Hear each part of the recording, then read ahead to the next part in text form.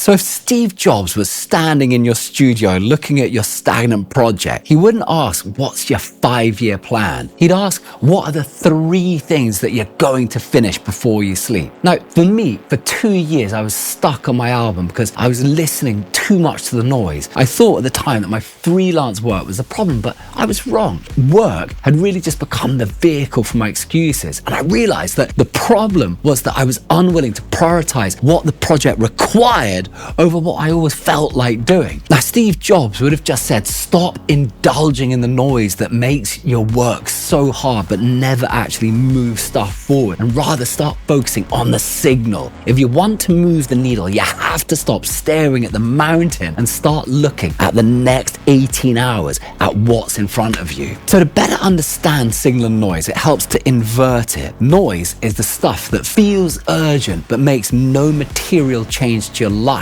If you feel stuck, you're probably overrun with too much stuff calling you that doesn't actually move stuff forward. Signal, on the other hand, is what cuts through the BS. It's what moves you towards an intended outcome, the deeper frequency of your own life. When you remove the interference and concentrate on the signal, you progress. Just noise and you falter. So the secret to moving forward isn't doing more, it's narrowing your focus until only the signal remains. The concept of the 18-hour mission comes from Kevin O'Leary talking about Steve Jobs' approach during the 1990s. So for Jobs, signal wasn't a quarterly plan.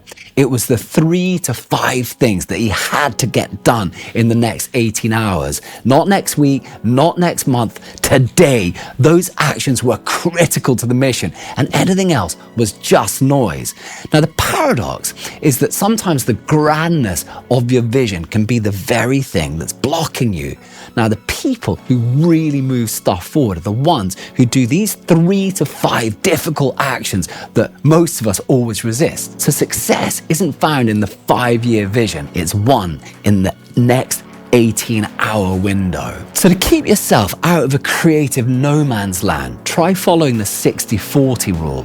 60% of your energy goes to the deep craft of actually improving and getting better. 40% goes to building your audience and promoting, getting your stuff out there. As independent creators, we don't have marketing teams, so you have to look at the audience side as simply part of the job. So personally, I like to get my creative work in first. That, if you like, is the signal. And I guard that time with this maxim: content comes downstream of improving. So the idea is that you improve your level for 60% of the day and use the other 40% to wrestle with the reality of the digital world that we all inhabit. So to conclude, the trap we fall into is to think that the answer to a stagnant project is always more effort.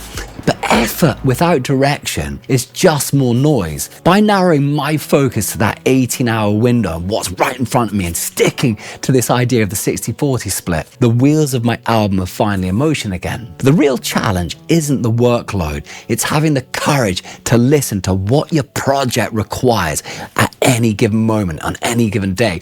Once you stop indulging in the noise of being stuck, the path reveals itself. That is the signal. So stop looking to the mountain, identify your 3 things, and just go for it.